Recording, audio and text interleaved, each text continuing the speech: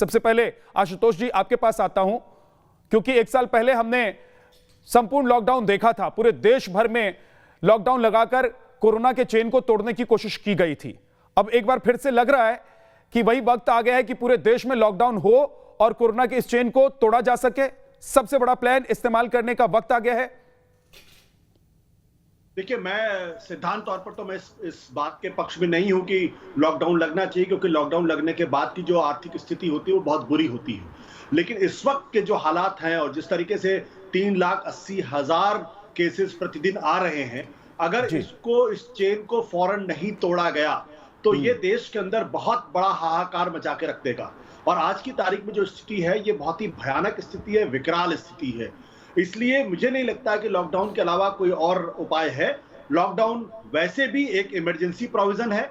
इस दौरान आप 3 चीजें करते हैं। पहली बात तो ये है कि जो कोरोना के प्रसार का जो चेन है, इसको आप ब्रेक करने की कोशिश करते हैं।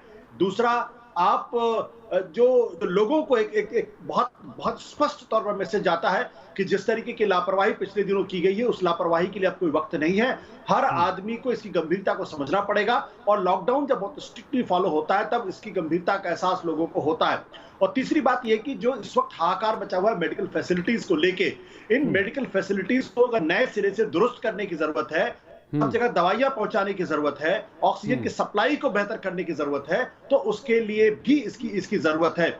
मैं एक बार फिर कह दूं कि मैं लॉकडाउन के पक्ष में नहीं हूं, क्योंकि मुझे मालूम है पिछली बार जब लॉकडाउन था कि 23.9% नेगेटिव ग्रोथ हुई थी और करीब 13 करोड़ लोग जो है बेरोजगार हुए थे और करीब बहुत बड़ी संख्या में लोगों की इनकम घट गई थी। इसका बहुत ही खतरनाक असर जो है वो आर्थिक व्यवस्था में पड़ता है। लेकिन अब जिस स्थिति में पहुंच गए हैं, इसमें लॉकडाउन के अलावा दूसरा कोई चारा, दूसरा कोई विकल्प नहीं है।